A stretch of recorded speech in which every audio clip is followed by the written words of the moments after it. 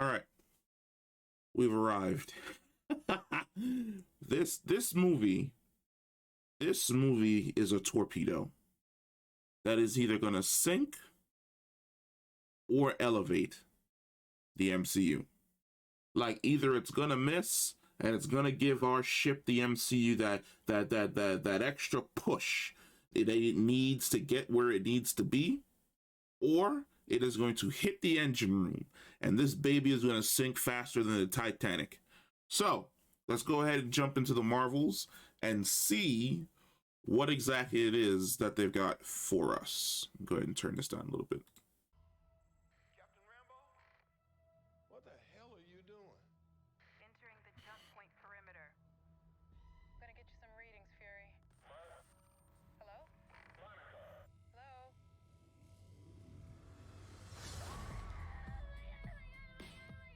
Captain Rambo?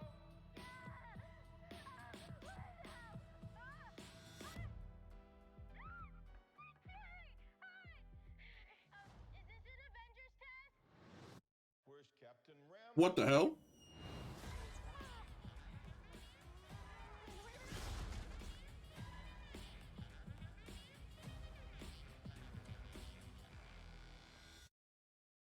What the?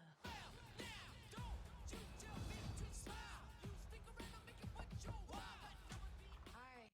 We're looking for Kamala Khan.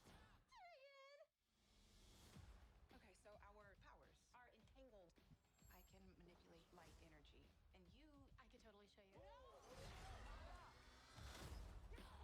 Not again! Hi. Where's our daughter? Wherever you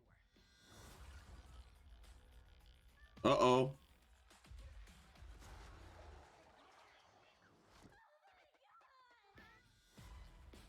That's actually funny.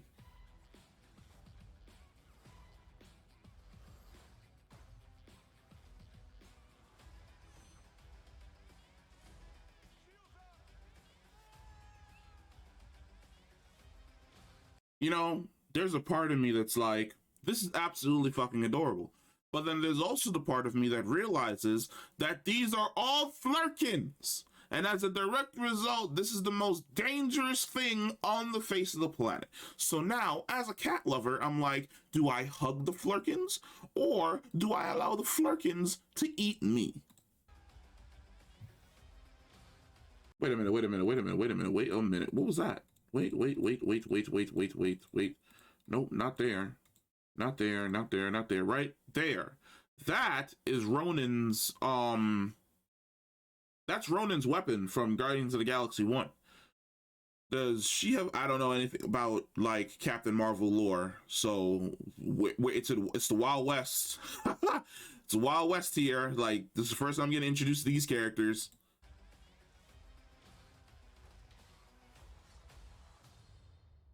We're a team. Oh, no, we're not a team. We're not a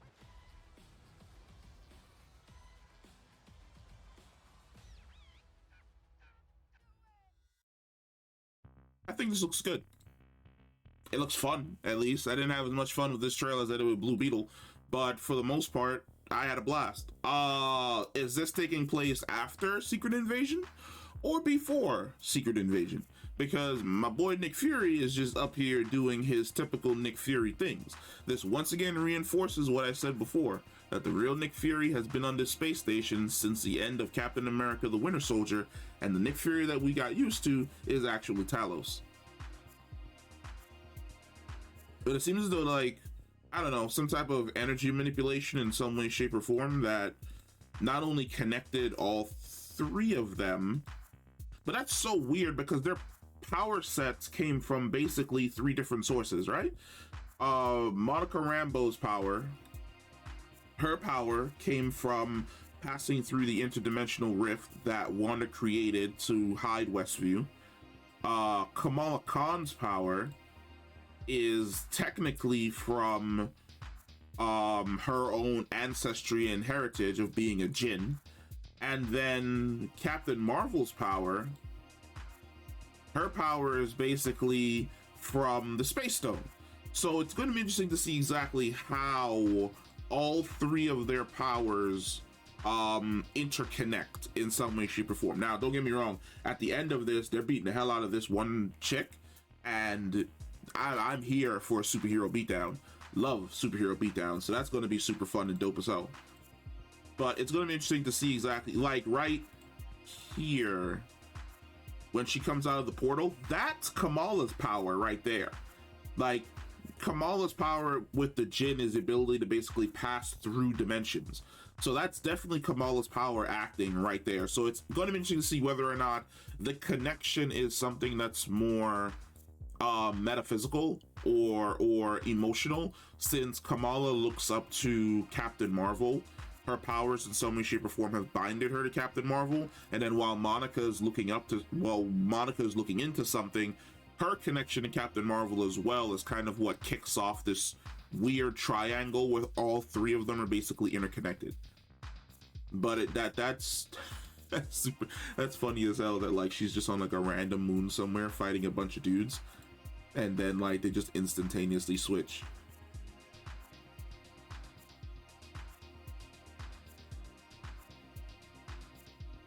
I hope we don't spend as much time on Earth, like at all.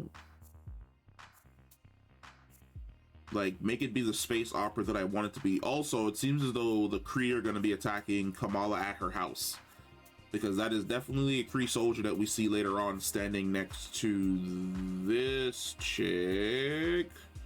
Where is that scene where she walks down the steps with Ronin's spear?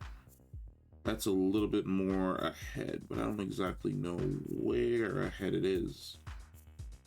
It's like right here. Maybe not Kree. And then whatever's happening here looks as though they have to evacuate the space station.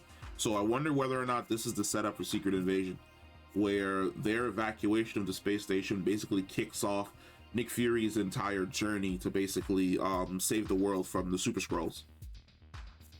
Great to see Kamala's family again. Definitely the best part of the show. Also, yeah, like it looks like it's tied to Kamala's powers, because she's like, hey, do you want to see my powers? Activates it, and we see when she gets teleported away, and then as she gets teleported away, we see right there in frame where Captain Marvel basically gets thrown in instead. Then she lands right there, and it's like, how am I right here? And then Kamala's like on the ship with Goose, which is dope as hell. Also, what is that behind Goose right there? Like, you would think that it was like a Tesseract spear, or maybe it's just a part of the... No, wait, it's not a part of the ground, because when she gets thrown in, it's not there before.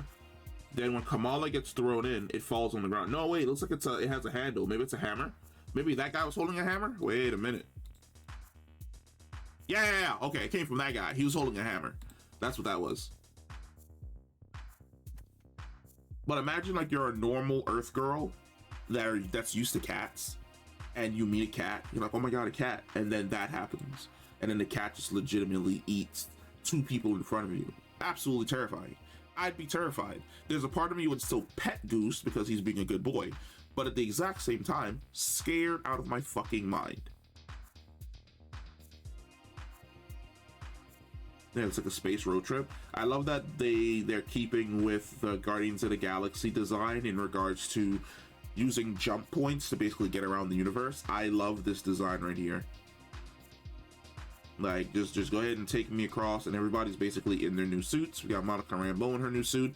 We've got Kamala Khan low-key in her new suit, which is dope as hell. It looks as though they have the power situation down now, so this may be a little bit later in the movie, since they're basically running around doing whatever it is that they want. Like, do that, yes.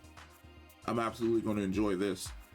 All of the Flurkins, whoever that new enemy is, the superhero beatdown. No, never mind, I take that back. It seems as though the power shifting is still happening, because we have Kamala Khan basically throw a punch, and she teleports away, and it's Monica Rambeau. Then Kamala's behind her, and then Captain Marvel jumps in. Yeah, absolutely. Bring on the superhero beatdown. I think the best thing for this movie is all three of these women. Across the board, 100%. I think the best thing about this movie is all three of these women. I think the inclusion of Monica Rambeau and Kamala Khan are probably gonna make the movie better in my opinion, than just a regular Captain Marvel 2 standalone movie. Because I don't know if they know what they want to do or how they want to handle Captain Marvel's character. So I actually prefer they go in this direction. I love seeing both Kamala and Monica. I wasn't a fan of the first Captain Marvel movie, but at the exact same time, I'm down to give anything that Marvel throws at me a try and then bitch about it if I don't enjoy it, and then point out where exactly they could have made changes to have made the situation better and honor the character better. But we'll see. Let me know what you think about the Marvels trailer. Comment down below, and I will catch you in the next one. Peace.